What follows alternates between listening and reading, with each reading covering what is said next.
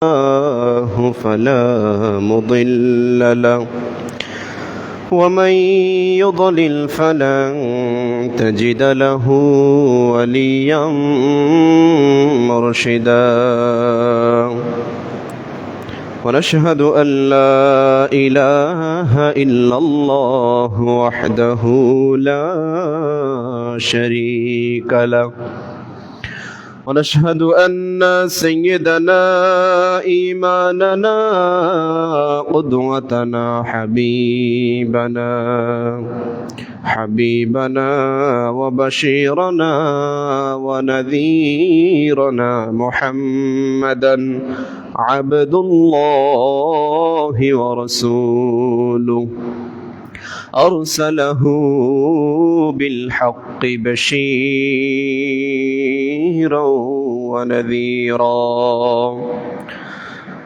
وداعيا إلى الله بإذنه وسراجا وقمرا منيرا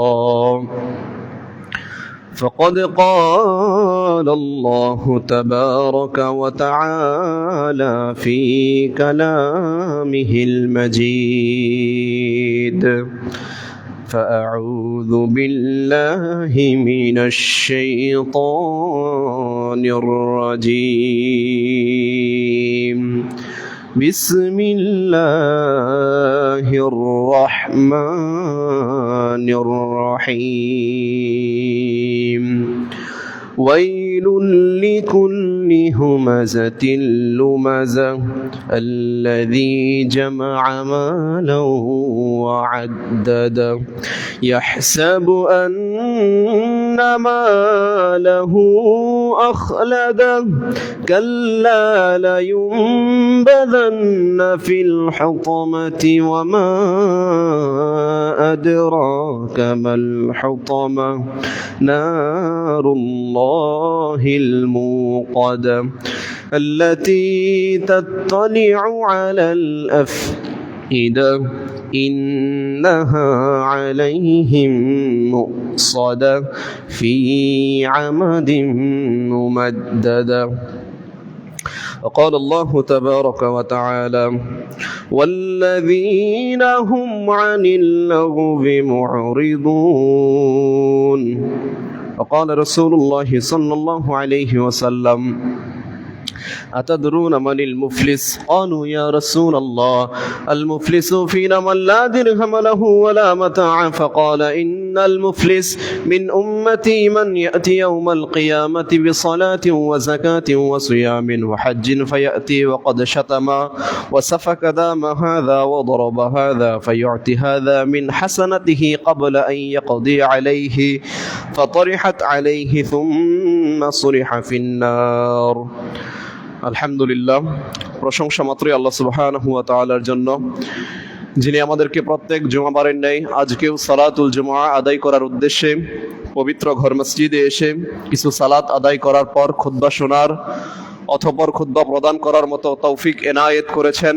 সে আল্লাহর দরবারে শুকরিয়া আদায় করছি আলহামদুলিল্লাহ। সালাত ও সালাম বর্ষিত হোক প্রিয় নবী মুহাম্মদ রাসূলুল্লাহ সাল্লাল্লাহু আলাইহি ওয়া আলিহি ওয়াসাল্লামের উপর, যার আগমনে দূরীভূত হয়েছিল এই পৃথিবীর অন্ধকার, বর্বরতা, অসভ্যতা, বেহায়াপনা, যাকে আল্লাহ সুবহানাহু ওয়া তাআলা গোটা বিশ্বের মানুষের জন্য মানবতার মুক্তির দূত হিসাবে প্রেরণ করেছেন, যার আদর্শের বাস্তবায়ন করা একমাত্র আমাদের মুসলিমদের লক্ষ্য উদ্দেশ্য, যার আদর্শের ভিতরে একমাত্র আল্লাহ সুবহানাহু ওয়া তাআলা কল্যাণ, নাজাত, সফলতা, কামিয়াব রেখেছেন, সেই রাসূলের প্রতি সালাত ও সালাম পেশ করছি। আমরা পড়ি আল্লাহুম্মা সাল্লি ওয়া সাল্লিম ওয়া বারিক আলা নাবিয়িকা মুহাম্মদ। সম্মানিত উপস্থিতি, আজকে আমরা আলোচনা করব এমন একটা বিষয়ের উপরে, যেই বিষয় অত্যন্ত সেনসিটিভ একটা বিষয়। এই পৃথিবীতে আল্লাহ সুবহানাহু ওয়া তাআলা সবচাইতে বড় পাপাচার হিসাবে যেই বিষয়টাকে উল্লেখ করেছেন সেটা আমরা সকলেই জানি, সেটা হচ্ছে শিরক। যেটা আপনারা পাবেন সূরা লুকমানে আল্লাহ সুবহানাহু ওয়া তাআলা বলছেন ইন্নাশ শিরকা লাযুলমুন আযীম, নিশ্চয়ই শিরক হচ্ছে সবচাইতে বড় জুলুম, সবচাইতে বড় পাপাচার, সবচাইতে বড় অপরাধ। যেই অপরাধ আল্লাহ সুবহানাহু ওয়া তাআলা ক্ষমা করবেন না, কিন্তু তাওবা করলে ক্ষমা করে দিবেন। যেমনটা কোরআনুল কারীমে এসেছে, আল্লাহ বলছেন ইন্নাল্লাহা লা ইয়াগফিরু আন ইউশরাকা বিহি ওয়া ইয়াগফিরু মা দুনা যালিকা লিমান ইয়াশা ওয়া মান ইউশরিক বিল্লাহি ফাকাদ যাল্লা যালালাম বাঈদা। নিশ্চয়ই আল্লাহ শিরকের গুনাহ ক্ষমা করবেন না, এছাড়া বাকি যত অন্যায় অপরাধ পাপাচার রয়েছে আল্লাহ চাহে তো ক্ষমা করে দিবেন, আল্লাহ ইচ্ছা করলে ক্ষমা করে দিবেন। আপনার জীবনে জেনার পাপাচার থাকতে পারে, চুরির পাপাচার থাকতে পারে, ধর্ষণের পাপাচার থাকতে পারে, ছিনতাই রাহাজানি এ সমস্ত পাপাচার থাকতে পারে। আল্লাহ চাইলে নিজ অনুগ্রহ কিয়ামতের ময়দানে ক্ষমা করে দিবেন, কিন্তু শিরকের পাপাচার আল্লাহ ক্ষমা করবেন না তাওবা ব্যতীত। তার মানে একটা সুযোগ পাওয়া গেল যে তাওবা করলে আল্লাহ সুবহানাহু ওয়া তাআলা পৃথিবীর সবচাইতে বড় অপরাধ যেটা সেটা ক্ষমা করে দিবেন তাওবা করলে। ক্ষমার উপায় আছে, কিন্তু আজকে আমরা এমন এক পাপাচার নিয়ে আলোচনা করব যেই পাপাচার আল্লাহর কাছে তাওবা করলে বরঞ্চ পৃথিবীর সবচাইতে সেরা স্থান। আপনি যদি কাবা ঘরের গিলাফ ধরেও আল্লাহর কাছে কান্নাকাটি করেন, আল্লাহ ক্ষমা করবে না। এটা এতটা সেনসিটিভ পাপাচার, এতটা সেনসিটিভ অন্যায় কাজ, যেই কাজ আল্লাহ ক্ষমা করবেন না। আল্লাহ ক্ষমাশীল, কিন্তু আল্লাহ ক্ষমা করবেন না এই পাপাচার। এই পাপাচার কি? এটা হচ্ছে পরনিন্দা, গীবত চর্চা করা, মানুষের সমালোচনা করা। যেই পাপাচার আল্লাহ সুবহানাহু ওয়া তাআলার পক্ষ থেকে ক্ষমা নেওয়ার কোনো উপায় নেই। যেই পাপাচার কেউ করে ফেলেছে কিন্তু সেই ব্যক্তির কাছ থেকে ক্ষমা নিতে পারেনি, আল্লাহ বলছে এই ধ্বংস, এই ধ্বংস, এর পরকালীন জীবন একেবারেই ধ্বংস। যেমনটা আমরা আজকে সূরা হুমাযা থেকে আলোচনা করব। আল্লাহ সুবহানাহু ওয়া তাআলা এই সূরা শুরুতেই বলছেন বিসমিল্লাহির রহমানির রহিম, ওয়াইলুল লিকুল্লি হুমাযাতিল লুমাযা। আল্লাহ বলছেন ওয়াইলুল, ধ্বংস, লিকুল্লি, সকলের জন্য, উভয়ের জন্য ধ্বংস, হুমাযা, যারা কি করে? মানুষের পিছনে সমালোচনা করে, মানুষের পিছনে গীবত করে, মানুষের নামে বিভিন্ন ধরনের কথাবার্তা বলে বেড়ায়, লুমাজা, এবং যারা মানুষকে সামনাসামনি অপমান করে, লাঞ্ছিত করে, অপদস্থ করে। আল্লাহ বলছেন এই উভয় শ্রেণীর জন্য ধ্বংস অনিবার্য। ওয়াইলুল, ধ্বংস এদের জন্য অনিবার্য একেবারে। তার মানে এই গীবতটা আজকে, এই সমালোচনা আজকে আমাদের মুসলিম সমাজে এতটা ব্যাপক হারে ছড়িয়েছে যে এটা থেকে আজকে কেউ মুক্ত না। হাজি, গাজী, হুজুর, আলেম, ইমাম যা আছে সকলেই আজকে এই পাপাচারে লিপ্ত। এই পাপাচারটা এমন ভাইরাস আকারে আমাদের ভিতরে ঢুকে গিয়েছে যে এটা আমাদের কাছে খুব মিষ্টি লাগে। গীবতটা করতে পারলে খুব মিষ্টি লাগে আমাদের কাছে। ওই টাঙ্গাইলের চমচম যে মিষ্টি যেমনটা সুস্বাদু আমাদের কাছে, এর চাইতেও সুস্বাদু আজকে আমাদের কাছে মানুষের গীবত চর্চা করা, মানুষের সমালোচনা করা। কোন ব্যক্তি আজকে এই গীবত থেকে, সমালোচনা থেকে মুক্ত নয়, বরঞ্চ এই গীবত এমন এমন জায়গাতে হয়, সুবহানাল্লাহ, পৃথিবীর সবচাইতে সেরা স্থান মসজিদে বসেও গীবত চলে। আমরা জানি ওয়াজ মাহফিলের একটা প্যান্ডেল, পবিত্র স্থান, এখান থেকে কোরআন হাদিসের কথা বলা হবে, এখানেও গীবত চলে। গীবত থেকে কেউ মুক্ত না। আর গীবত সবচাইতে সেরা সেরা স্থানেই হয়, সেরা সেরা স্থানগুলোতেই হয়। আর যেইগুলো নিকৃষ্ট স্থান সেগুলো তো বলার অপেক্ষাই রাখে না। ওই চায়ের স্টল, হোটেল, বিভিন্ন রেস্টুরেন্ট, এগুলোতে কি পরিমাণ গীবত চর্চা হয়, সুবহানাল্লাহ, এটা বলার অপেক্ষা রাখে না। দেখেন এই গীবতের ভয়াবহতা কতটুকু। আল্লাহ বলছেন এর জীবন, পরকালীন জীবন টোটালি বরবাদ, টোটালি ধ্বংসের মুখে, যে এই গীবত করেছে আর যে মানুষকে সামনাসামনি অপমান করেছে, লাঞ্ছিত করেছে। আজকে মানুষকে সামনাসামনি অপমান করা, এটা মানে আমাদের কাছে মনে হয় এটা আমাদের আত্মমর্যাদা। কেউ আমাকে এমন কথা বলে ফেলেছে, আমি যদি তার চাইতে বড় কোনো কথা বলে তাকে ঘায়েল করতে না পারি, তখন মনে হয় যে আমার আত্মমর্যাদা আমি রক্ষা করতে পারলাম না। এরকমটা আমাদের কাছে মনে হয় আজকে, যে কেউ কিছু বলে ফেলেছে, তাকে যে আমি ক্ষমা করে দিব, আমি নিজে চুপ থাকবো, এটা হতে দেই না। আমরা কখনো হতে দেই না। আমরা চাই সে একটা বলেছে, আমি তাকে আরো 10টা বলি। সে আমাকে গালি দিয়েছে, আমি চাই আরো নিকৃষ্ট ভাষায় তাকে কিভাবে গালি দেওয়া যায়। এখানে জিতে যেতে চাই, কিন্তু আল্লাহ বলছেন তুমি জিততে চাও, এখানে তোমার জন্য ধ্বংস অনিবার্য। আল্লাহ এখানে ধ্বংস অনিবার্য রেখেছেন। পবিত্র কোরআন সূরা আল মুমিনুন আল্লাহ সুবহানাহু ওয়া তাআলা মুমিনদের বৈশিষ্ট্য বর্ণনা করতে গিয়ে বলতেছেন, আল্লাহ বলছেন ওয়াল্লাযীনা হুম আনিল লাগবি মুরিদুন, যে সমস্ত মুমিনরা, যে সমস্ত মুসলিমরা, যে সমস্ত ব্যক্তিরা অনর্থক অযথা কথাবার্তা থেকে নির্লিপ্ত দূরে সরে আছে, আল্লাহ বলছেন এরা হচ্ছে মুফলিহুন, এরা হচ্ছে সফলকাম। আজকে মুখে যেটা আসে সেটাই আমরা বলে ফেলতেছি, একটু ভেবে চিন্তে বলতেছি না যে কি আসতেছে মুখ দিয়ে, আমার এই কথার দ্বারা কোনো কল্যাণ হচ্ছে কিনা, আমার কোনো কল্যাণ হচ্ছে কিনা, বা যাকে বলতেছি তার কোনো কল্যাণ হচ্ছে কিনা, মুখে যা আসতেছে তাই বলে ফেলতেছি। এই জন্য রাসূল সাল্লাল্লাহু আলাইহি ওয়াসাল্লাম বলছেন যে ব্যক্তি দুইটা জিনিসের জিম্মেদারি আমি রাসূলকে দিতে পারবে, আমি রাসূল তার জন্য কিয়ামতের ময়দানে নাজাতের ফায়সালা করে দিব, তাকে জান্নাতে নিয়ে যাওয়া আমি রাসূলের জন্য ওয়াজিব হয়ে যাবে। যে ব্যক্তি দুইটা জিনিসের জিম্মেদারি আমি রাসূলকে দিতে পারবে, সেটা কি? রাসূল সাল্লাল্লাহু আলাইহি ওয়াসাল্লাম বলেন ফাকালা আল ফামু ওয়াল ফাজ, সেটা হচ্ছে মানুষের মুখ এবং লজ্জাস্থান। এই দুইটার হেফাজত যে ব্যক্তি করতে পারবে, রাসূল বলছেন এই ব্যক্তিকে জান্নাতে নিয়ে যাওয়া আমি রাসূলের জন্য ওয়াজিব, আমি রাসূল জিম্মেদারি নিয়ে নিলাম। সুবহানাল্লাহ। দেখেন আমাদের দ্বারা যত পাপাচার সংগঠিত হয় এই জবান দ্বারাই বেশি, তার অধিকাংশই পাপাচার এই জবান দ্বারা হয়। এই জবান দ্বারা মিথ্যা সাক্ষী দিচ্ছি, জবান দ্বারা মিথ্যা বলতেছি, জবান দ্বারা মানুষের সমালোচনা করতেছি, জবান দ্বারা গীবত করতেছি, জবান দ্বারাই সবকিছু করতেছি। আপনার হাত পা এগুলো হচ্ছে পরের বিষয়, কিন্তু মুখ দিয়ে যে পাপাচার করতেছি সেটা অন্য কোনো অঙ্গ প্রত্যঙ্গ দিয়ে আমরা করি না। এজন্য রাসূল বলছেন যে ব্যক্তি এই জবানের হেফাজত আমি নবীকে দিতে পারবে, আমি নবী তাকে জান্নাতে নিয়ে যাওয়ার জন্য সুপারিশ করব, তাকে জান্নাতে নিয়ে যাওয়া আমি নবীর জন্য ওয়াজিব হয়ে যাবে। এই পাপাচার থেকে আজকে আমরা কেউ মুক্ত না, জবান দিয়ে যা আসে তাই বলে ফেলি, যা আসে তাই বলে ফেলি। আর মানুষ সবচেয়ে বেশি জাহান্নামে যাবে কিসের জন্য জানেন? এক সাহাবী রাসূল সাল্লাল্লাহু আলাইহি ওয়াসাল্লামকে বলতেছেন যে ইয়া রাসূলুল্লাহ, মানুষ সবচেয়ে বেশি জাহান্নামে যাবে কোন পাপাচারের কারণে? তখন রাসূল সাল্লাল্লাহু আলাইহি ওয়াসাল্লাম বলছেন মানুষ সবচেয়ে বেশি জাহান্নামে যাবে ফাকাল আল ফামু ওয়াল ফাস, তার মুখ এবং লজ্জাস্থানের কারণে। মুখ এবং লজ্জাস্থানের কারণে। এই মুখ দিয়ে আপনি মানুষকে মেরে ফেলতে পারেন, জানেন? এই মানুষকে এই মুখের কথার আঘাতে আপনি মানুষকে মেরে ফেলতে পারেন, মানুষের মনে এমন কষ্ট দিতে পারেন যেটা আপনি এই হাত দিয়ে প্রহার করলে এতটা কষ্ট আপনি দিতে পারবেন না। তো এই মুখ যদি আমাদের ঠিক না থাকে, আমাদের পরকাল কিন্তু বরবাদ, পরকাল বরবাদ। যেমনটা কোরআনেও বলা হয়েছে, আল্লাহ বলছেন এরা ধ্বংস, যাদের জবান ঠিক নেই, যারা মুখ দিয়ে যা ইচ্ছা তাই বলে ফেলে, যারা গীবত চর্চা করে, যারা মানুষকে সামনাসামনি অপমান করে, এরা ধ্বংস। রাসূল সাল্লাল্লাহু আলাইহি ওয়াসাল্লাম বলতেছেন মানুষ সবচেয়ে বেশি জাহান্নামে যাবে এই মুখ এবং লজ্জাস্থানের কারণে। এই দুইটা জিনিসের কারণেই মানুষ সবচেয়ে বেশি জাহান্নামে যাবে। আর মানুষ জান্নাতে যাবে কোন বিষয়ের উপর ডিপেন্ড করে? রাসূল সাল্লাল্লাহু আলাইহি ওয়াসাল্লাম বলছেন যে ইত্তাকুল্লাহ, আল্লাহর ভয়, ওয়া হুসনুল খুলক, এবং উত্তম চরিত্র। যার উত্তম চরিত্র আছে, যার ভিতরে আল্লাহর ভয় আছে, এরা এই দুইটা জিনিসের ভিত্তিতে নাজাত পেয়ে যাবে, কিয়ামতের ময়দানে পার পেয়ে যাবে। উত্তম চরিত্র গঠন করতে গেলে কি করতে হয়? আপনার জবানকে প্রথমতই সংযত রাখতে হবে।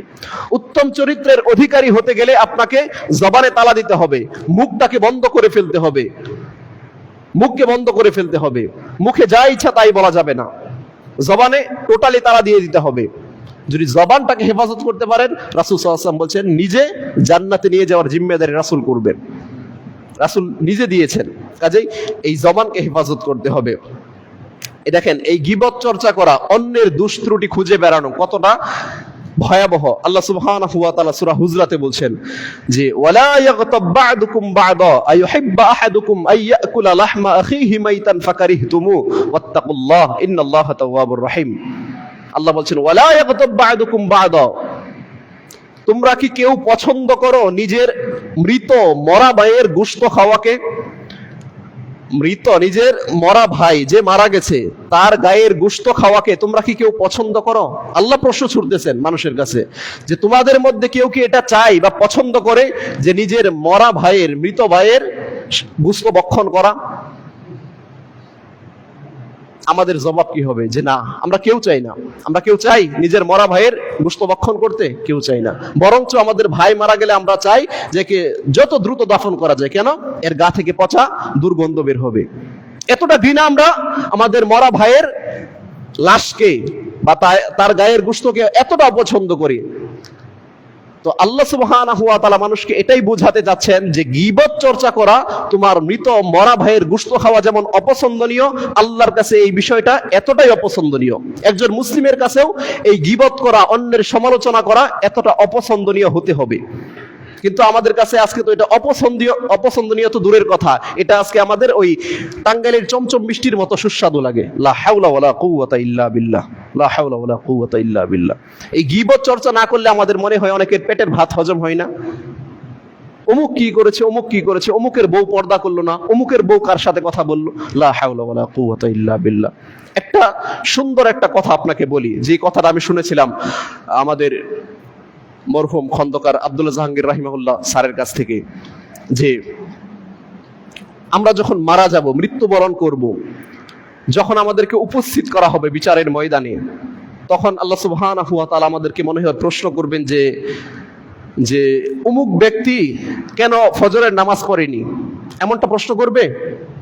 বলেন, আল্লাহকে আপনাকে প্রশ্ন করবে যে অমুক ব্যক্তি কেন ফজরের সালাতটা পড়েনি, অমুক ব্যক্তি কেন চায়ের স্টলে বসে আড্ডা পিটাতো সালাতের সময়, অমুক ব্যক্তির স্ত্রী কেন পর্দা করেনি, এমনটা প্রশ্ন আমাদেরকে করবে? প্রশ্ন তো এমনটা হবে না, প্রশ্ন হবে নিজেদের ব্যাপারে। আপনি কি করেছেন, আপনি কোন ব্যক্তির সমালোচনা করেছেন, আপনি কত ওয়াক্ত সালাত মিস দিয়েছেন, আপনার বউ কতটা ইসলামিক ছাজে আপনি গড়ে তুলতে পেরেছেন, আপনার পরিবার কতটা ইসলামিক অনুশাসনে চলেছে, এই প্রশ্নগুলোই তো আল্লাহ করবেন। তাহলে কেন আজকে আমাদের ভিতরে এমন মাইন্ডসেট আপ তৈরি হলো যে অন্যের দোষ ধরা ছাড়া আমাদের ঘুম হয় না, অন্যের দোষ ধরা ছাড়া আমাদের পেটের ভাত হজম হয় না? কেন এমনটা হলো বলেন?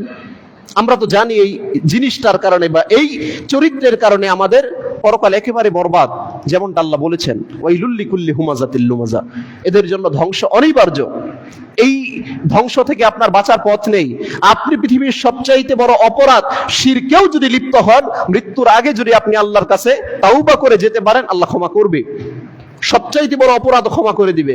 কিন্তু এই পাপাচার যদি আপনি করেন, যেই ব্যক্তির সমালোচনা করলেন, যেই ব্যক্তির গীবত আপনি করলেন, এই ব্যক্তির কাছ থেকে ক্ষমা নিতে না পারলে কিয়ামতের ময়দানে এই ব্যক্তি আপনার কাছ থেকে আপনার নেকিগুলোকে ছিনিয়ে নিবে।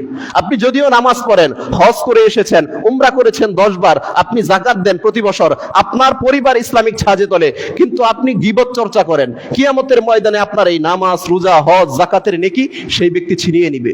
যেমনটা রাসূল সাল্লাল্লাহু আলাইহি ওয়াসাল্লাম বলছেন যে আতাদরুনা মানিল মুফলিস, হে সাহাবীরা তোমরা কি জানো মুফলিসকে?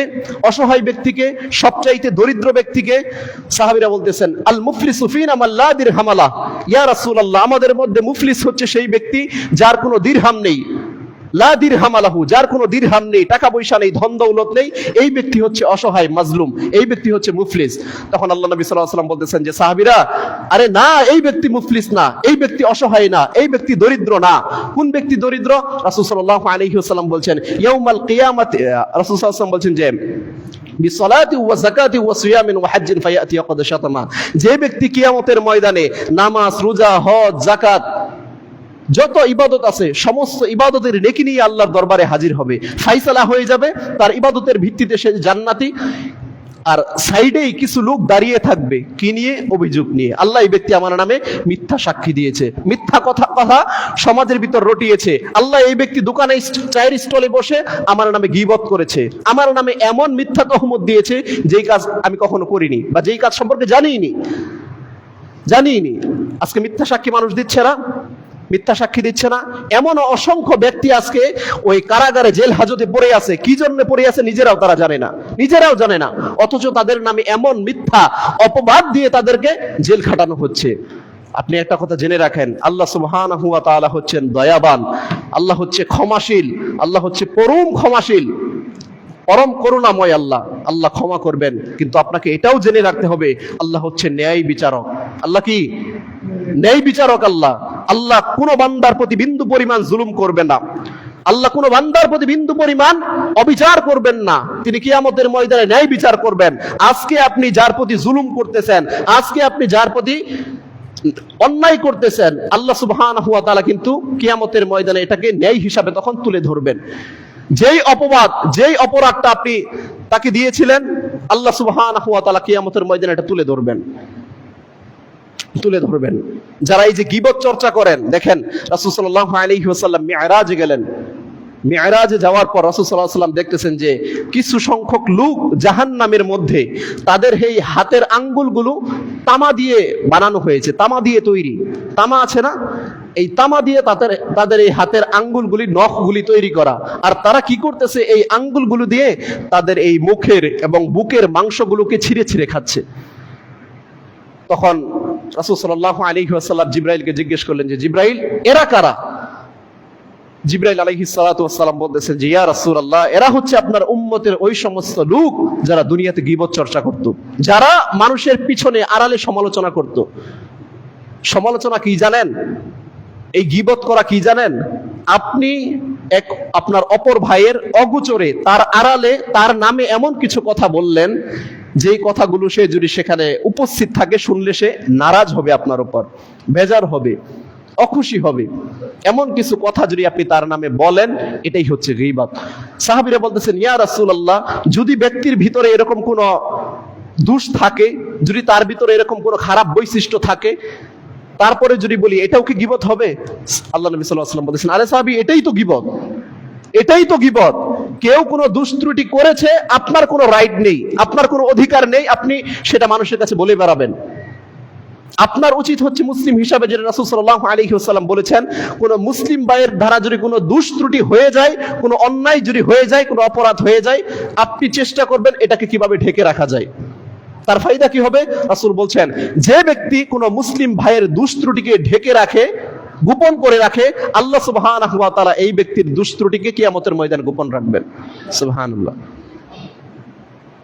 তাহলে আজকে আমাদের ভিতরে এমন মাইন্ডসেট কিভাবে তৈরি হলো যে কে কি করেছে এগুলো যদি আরেকজনের কাছে না বলি, দশের কাছে না বলি। আরে আজকে গীবত হালাল ভাবে চর্চা হয়, জানেন?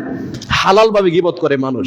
সমাজের ওই গণ্যমান্য সভ্য ব্যক্তিটা সে চায়ের স্টলে বসে বলতেছে যে, আরে এলাকার যা অবস্থা, যদি বলি তাহলে আবার গীবত হয়ে যায়, আবার না বললেও পারি না, এইভাবে গীবত করতেছে, এইভাবে বলতেছে। আরে গীবত যদি হয়েই যায় বললে, তাহলে তোকে কে বললো গীবত করার জন্য? কে বলতে বললো?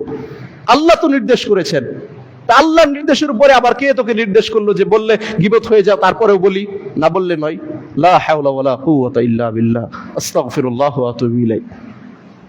তো দেখেন, যেটা বলছিলাম, রাসূল সাল্লাল্লাহু আলাইহি ওয়াসাল্লাম মিরাজে গিয়ে জাহান্নামে দেখলেন যে কিছু ব্যক্তিরা তাদের এই নখগুলি বা আঙ্গুলগুলি তামা দিয়ে তৈরি করা, আর এগুলো দিয়ে তারা তাদের মুখের এবং বুকের গোশতগুলোকে ছিঁড়ে ছিঁড়ে খাচ্ছে।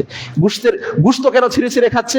ওই যে দুনিয়াতে যে তারা গোশত খাচ্ছে, মানুষের দুনিয়ার জীবনে যে তারা অন্যের সমালোচনা করে, অন্যের গীবত করে, নিজের মৃত ভাইয়ের গোশত খেয়েছে, তার খাবার ছিল মৃত ভাইয়ের গোশত খাওয়া, জাহান্নামে গিয়েও নিজের শরীরের গোশতগুলোকে তারা ছিঁড়ে ছিঁড়ে খাচ্ছে। এটা হচ্ছে তাদের শাস্তি, এটা হচ্ছে তাদের শাস্তি। দুনিয়াতেও যারা নিজের মরা ভাইয়ের গোশত খায়, এরা জাহান্নামে গিয়ে নিজের গোশতগুলোকে ছিঁড়ে ছিঁড়ে খাবে। এটা হচ্ছে তাদের শাস্তি। তো যেমনটা বলছিলাম আপনাকে যে গীবতকারীরা কিয়ামতের ময়দানে সবচাইতে বড় অসহায় হবে, মাজলুম হবে, মুফলিস হবে। যেমনটা রাসূল বলছেন যে তারা নামাজ, রোজা, হজ, যাকাত অনেক নেকি নিয়ে আল্লাহর দরবারে হাজির হবে। হাজির হওয়ার পর ফাইসালা হয়ে যাবে জান্নাতে যাওয়ার, কিন্তু পাশেই কিছু লোক দলবদ্ধভাবে দাঁড়িয়ে থাকবে। কেন? অভিযোগ নিয়ে। তাদের অভিযোগ থাকবে, আল্লাহ, এই ব্যক্তি আমার নামে মিথ্যা অপবাদ দিয়েছে, এই ব্যক্তি আমার নামে এমন মিথ্যা ঘটনা রটিয়েছে সমাজের ভিতরে, যেই কাজ আমি আল্লাহ করিনি। আল্লাহ সুবহানাহু ওয়া তাআলা তখন ওই ব্যক্তির যে জান্নাতে যাওয়ার মতো নামাজ, রোজা, হজের নেকি ছিল, সেখান থেকে কিছু নেকি নিয়ে আসবেন। আরেকজন তার নামে মিথ্যা অপবাদ দিবে, আল্লাহ, এই ব্যক্তির সাথে তো আমার জমি ছিল, আর এই ব্যক্তি আমার জমি কাটতে কাটতে তার জমিটা বাড়িয়ে নিয়েছে। আল্লাহ এটার বিচার চাই। আল্লাহ কি ন্যায় বিচার করবেন না তখন? অবশ্যই আল্লাহ ন্যায় বিচার করবেন।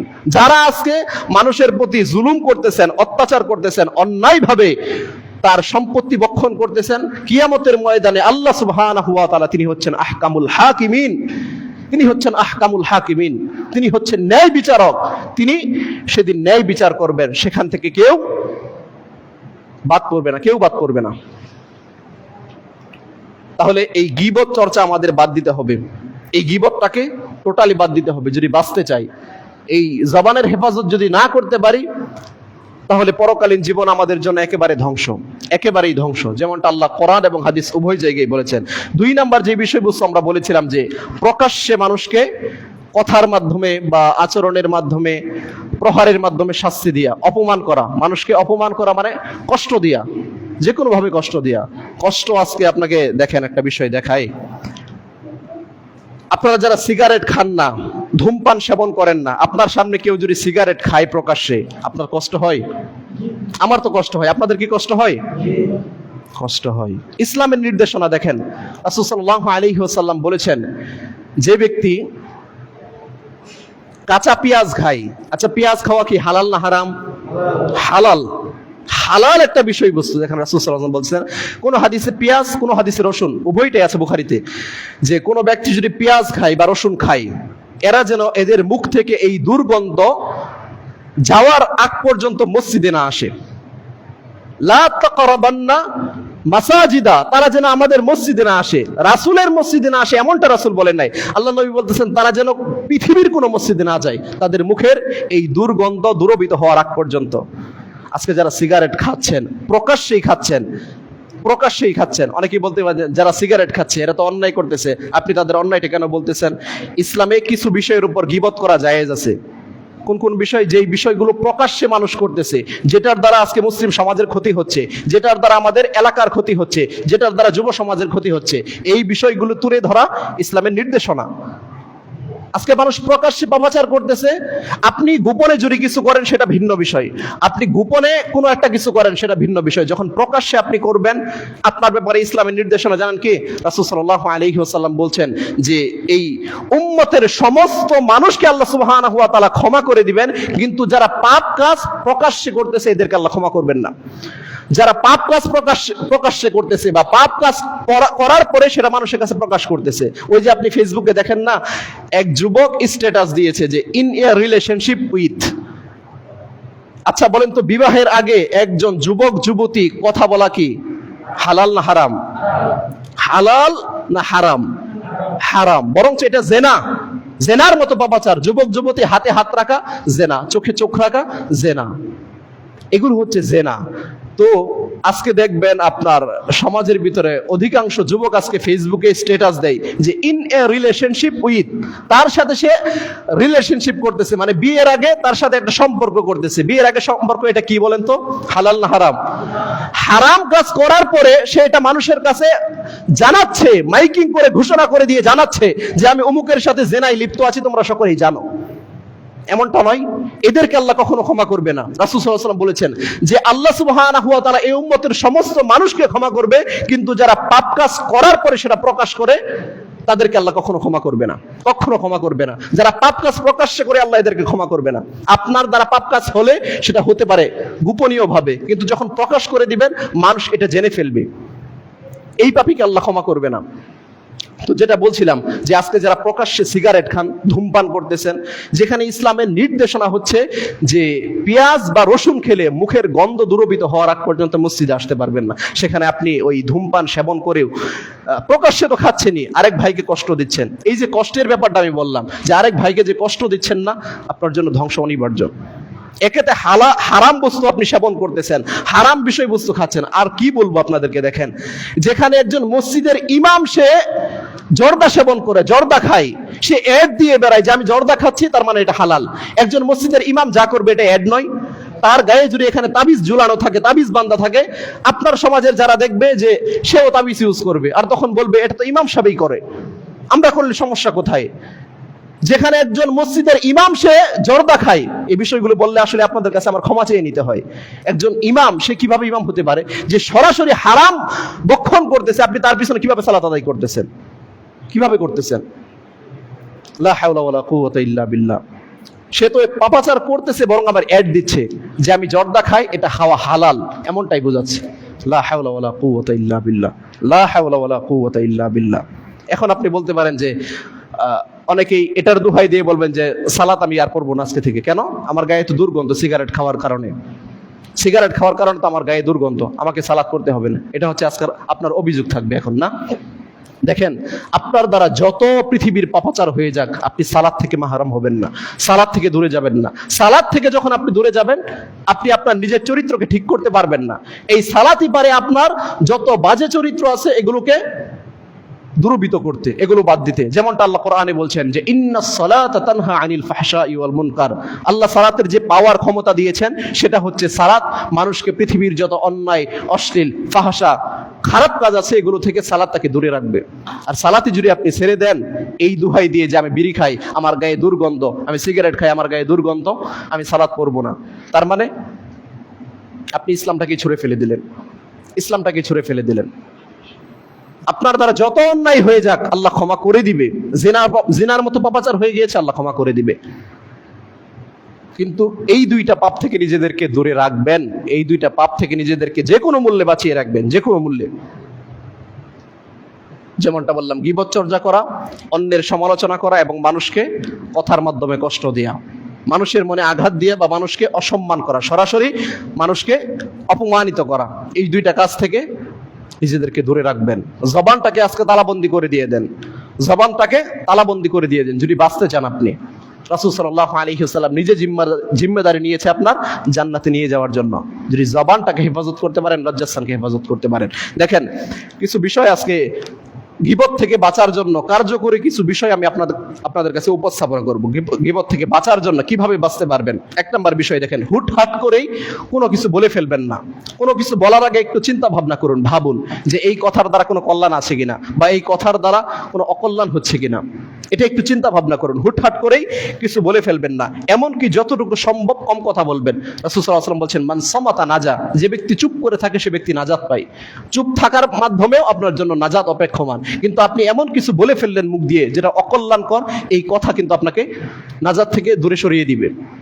এজন্যই যথাসম্ভব হুটহাট কিছু বলবেন না, চুপচাপ থাকবেন, যাই বলেন ভেবে চিন্তে বলবেন। 2 নম্বর বিষয়বস্তু, আপনার বন্ধু অথবা কাছের আত্মীয় যারা আছে এদের অনুপস্থিতিতে এদের নামে ভালো কিছু বলবেন না। খারাপ তো দূরের কথা, ভালো কিছু বলবেন না। দেখবেন ভালো কিছু বলতে বলতে এমন এক পর্যায়ে তার নামে এমন কিছু দোষ ত্রুটি আপনার মুখ দিয়ে বের হয়ে গিয়েছে, এমন কিছু খারাপ কথা আপনার মুখ দিয়ে বের হয়ে গেছে। এজন্যই আপনার কাছ থেকে যে দূরে আছে, অনুপস্থিত আছে, এই ব্যক্তির নামে ভালো কথাও বলবেন না, দূরে থাকবেন।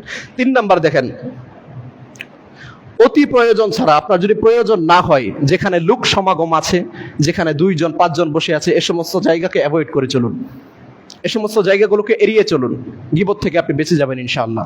4 নাম্বার বিষয়বস্তু দেখেন, আপনার কাছে কেউ যদি গীবত করে, আপনি গীবত করতেছেন না, কেউ আপনার কাছে অন্যের নামে কোনো দুষ্ত্রুটি বলতেছে, তখন আপনি কি করবেন? তাকে থামিয়ে দিবেন যে চুপ করো। কারণ গীবত বলা যেমন হারাম, গীবত শোনাও হারাম। গীবত বলাও হারাম, শোনাও হারাম। এজন্যই কেউ যদি অন্য কোনো ব্যক্তির কথা আপনার কাছে বলতে চায়, আপনি তাকে থামিয়ে দিবেন যে চুপ থাকো। 5 নাম্বার যে বিষয়বস্তু দেখেন, এমন কথা জবানের ভিতরে কখনো আনবেন না যে অমুক ব্যক্তির পোশাকটা কেমন, অমুক ব্যক্তি কেমন রান্না করে, অমুক ব্যক্তি দেখতে কেমন। একটা হাদিস আপনারা জানেন যে উম্মু সালামা রাদিয়াল্লাহু আনহা, আল্লাহ নবী সাল্লাল্লাহু আলাইহি ওয়াসাল্লামের একজন স্ত্রী, বিচক্ষণ একজন মহিলা, তার ব্যাপারে আয়েশা রাদিয়াল্লাহু আনহা একটা মন্তব্য করেছিলেন। সেটা কি জানেন? যে ইয়া রাসূলুল্লাহ, উম্মে সালামা সে একটু বেটে, মানে একটু খাটো, এতটুকু বলেছেন আয়েশা রাদিয়াল্লাহু আনহা। আল্লাহ নবী সাল্লাল্লাহু আলাইহি ওয়াসাল্লামের চেহারা মানে লাল হয়ে গেল রাগে, রাসূল সাল্লাল্লাহু আলাইহি ওয়াসাল্লামের চেহারা লাল হয়ে গেল।